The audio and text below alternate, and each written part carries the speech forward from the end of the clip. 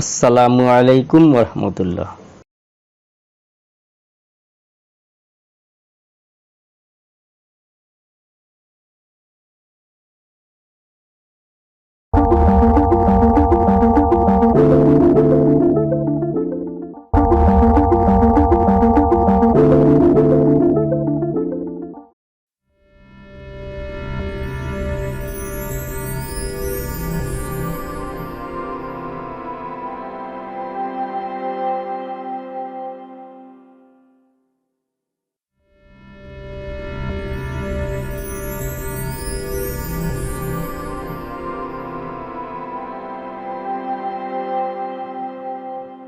ফিরে এলাম নতুন আরেকটি ভিডিও নিয়ে।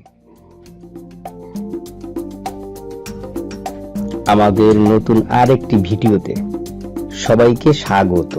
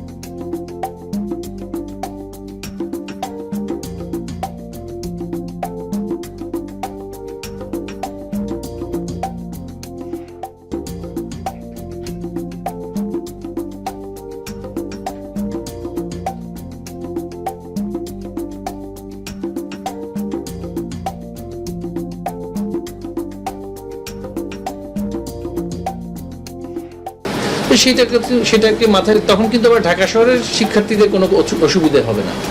তো আমরা সেই বিষয়টাকে মাথায় রেখে ওই বিভাগগুলোতে কিন্তু শিক্ষা কার্যক্রম বন্ধ করি। তো এই এমত অবস্থায় আমরা যে কথাটা জানতে পেরেছি যে এই যে বিশেষায়িত প্রক্রিয়াটি কিছু কিছু জেলায় তাপমাত্রা কমবে, কিছু কিছু জেলায় বাড়বে, সেটা তো আসলে আমাদের দৃষ্টিতে, নির্বাহী বিভাগের দৃষ্টিতে সেটা একটা পরিচালনাগত বিষয়। এবং যেহেতু এটা একটা পরিচালনাগত বিষয়, এখানে অনেকেই সম্পৃক্ত, শিক্ষকগণ সম্পৃক্ত, সংশ্লিষ্ট অনেকেই সম্পৃক্ত। এখন আমরা যদি একটা নির্দেশনা এভাবে করে স্বপ্রণোদিত নির্দেশনা আমরা যদি পেয়ে থাকি, তাহলে সেটা আমাদের জন্য অত্যন্ত পরিচালনাগত বিষয়, সেটা অনেক কঠিন হয়ে দাঁড়ায় পরিচালনার বিষয়ে। সেটাই হচ্ছে আমাদের অবস্থান, এবং আমরা সেই অবস্থানটা আবারও পুনর্ব্যক্ত করছি যে আমাদের সর্বোচ্চ আদালতের প্রতি আমাদের যথাযথ সম্মান আছে, এবং আমরা সেই সম্মান প্রদর্শনপূর্বকই আমাদের অভিমতটা তো আমরা অবশ্যই প্রকাশ করতে পারি। এবং সেই অভিমতটা হচ্ছে নির্বাহী বিভাগের, যেটা একান্তই নির্বাহী এখতিয়ার। এবং সেই ক্ষেত্রে কিন্তু আমরা যে সকল জেলায় যে বিদ্যালয় খোলা থাকবে বা থাকবে না, এইভাবে করে কিন্তু আমরা সিদ্ধান্তটা নেই। আমরা সেভাবে সিদ্ধান্ত নিয়েছি। এখন শোনা যাচ্ছে যেটা, যে গণমাধ্যমের বদৌলতে যে ইংরেজি মাধ্যম ও লেভেল এ লেভেল স্কুল খোলা থাকবে। তো ইংরেজি মাধ্যম ও লেভেল এ লেভেল স্কুল, সেখানে প্রভাবশালী বা ধনশালী ব্যক্তিরা, সমৃদ্ধশালী ব্যক্তিরা তাদের সন্তানদেরকে পড়াশোনা করতে পাঠান, তাদের স্কুলগুলো খোলা থাকবে।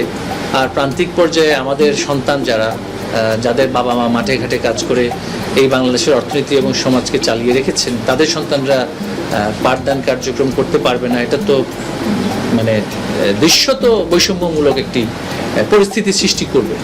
তো সেটাই হচ্ছে আসলে মানে দুঃখজনক এই জন্যই যে আমি প্রান্তিক জনগণের বিষয়টি আমরা আসলে মাথায় না রেখে শুধুমাত্র শহরাঞ্চলের মানুষের বিষয়টা মাথায় রেখে, শহরাঞ্চল বলতে ঢাকা রাজধানী কেন্দ্রিক একটা আমাদের আলোচনাটা আসছে যে সকল প্রতিষ্ঠান বন্ধ করে দেওয়া হোক। আমরা তো বলেছি যে রাজধানীতে যেহেতু কংক্রিট এবং মানে নগরায়নের কারণে তাপমাত্রা অনেক বেশি এবং সেটা অনেক বেশি কঠিন, সেখানে সহনশীলতার জায়গা থেকে সেখানে কিন্তু আমরা বন্ধ করার কথা বলেছি। এমন না যে আমরা সেখানে বন্ধ করার কথা বলিনি। তো এই অবস্থাতে আমরা বলতে চাই যে আমাদের অবশ্যই আদালতের সিদ্ধান্তের উপরে আমরা শ্রদ্ধাশীল। আমরা সর্বোচ্চ আদালতের সিদ্ধান্তের সাথে আমরা শ্রদ্ধাশীল। আমরা এই বিষয়ে মন্তব্য আমাদের করার এই মুহূর্তে অবস্থান নেই, কারণ আমরা কিন্তু রায়ের কোনো আদেশ আমরা দেখিনি, তাই মন্তব্য আমি করব না। তো একটা কথাই বলছি যে আসলে নীরবতাটা হচ্ছে এক্ষেত্রে মানে সম্মানের লক্ষণ, সম্মতি নয়। সেটা যেহেতু এটা নির্বাহী বিভাগের সাথে রাষ্ট্রের সর্বোচ্চ আইন কর্মকর্তার সাথে আলোচনা, সেই বিষয়টি নিয়ে আমি এই মুহূর্তে কোনো মন্তব্য। আমাদের যেই শিক্ষা কার্যক্রম পরিচালনার জন্য যত দিনের প্রয়োজন, সেটা অর্জন করার জন্য যদি শুক্রবার খোলা রাখতে হয়, আমাকে খোলা রাখতে হবে। আমি আবারও বলছি যে আমরা আদেশের কপি আমাদের হাতে আসে। আমরা এই বিষয়টা নিয়ে রাষ্ট্রের সর্বোচ্চ আইন কর্মকর্তার সাথে আলোচনা করেছি, এবং পূর্ববর্তী নজির সেটা হচ্ছে যে যতক্ষণ না পর্যন্ত একটি অন্তর্বর্তীকালীন আদেশ বহাল থাকে, ততক্ষণ সেটা যদি সেটা অবগত হয় নির্বাহী বিভাগ, সেটাই তারা সম্মান প্রদর্শনপূর্বক সেটাই মেনে চলে। অর্থাৎ আদালতের যে অন্তর্বর্তীকালীন আদেশ, সেটা যদি বহাল থাকে, সেটা মেনে চলতে আমরা নির্বাহী বিভাগ আইনের শাসনের প্রতি যেহেতু আমরা শ্রদ্ধাশীল, আমরা সেটা মেনে চলতে বাধ্য। তবে সেটা আমাদের অবগত হতে হবে। এখন পর্যন্ত আমরা সেটা অবগত হয়নি, এখনো সময় আছে। সেটা আদেশের কপি পেলে আমরা অবশ্যই, তবে নির্বাহী বিভাগ সবসময় শ্রদ্ধাশীল, আদালতের যে সিদ্ধান্ত আমরা সবসময় মেনে চলি।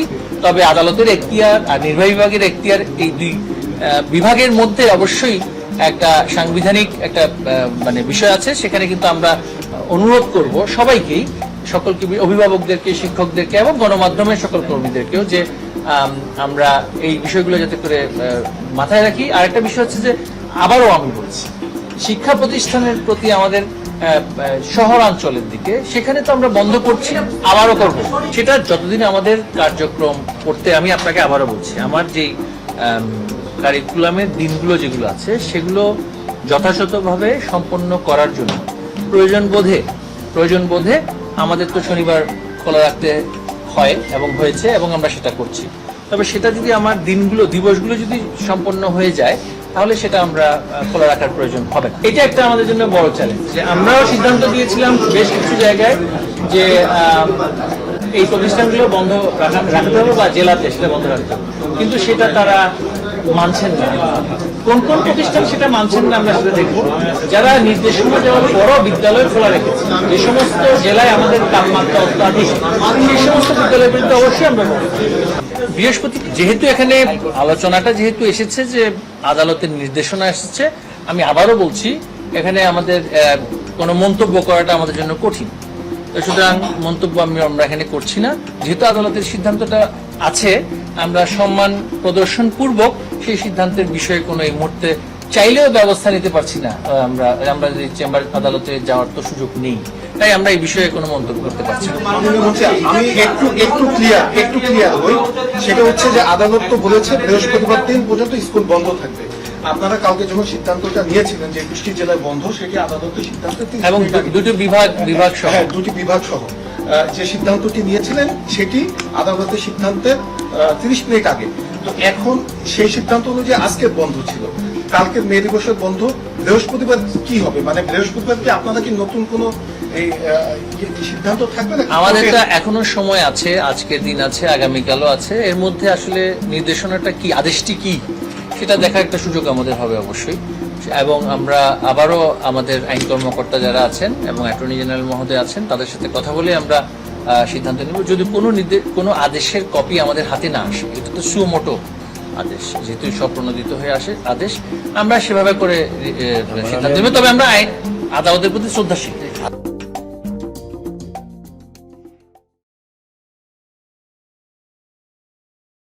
দেখা হবে পরবর্তী কোনো ভিডিওতে। সে পর্যন্ত সবার সুস্থতা এবং নেক হায়াত কামনা করে এখনকার মতো আল্লাহ হাফেজ। পরবর্তী ভিডিও আসার আগ পর্যন্ত ভালো থাকা হয় যেন। পরবর্তী ভিডিওতে আমরা সবাই মিলে নতুন কোনো শিক্ষা তথ্যে যুক্ত হব। কেমন?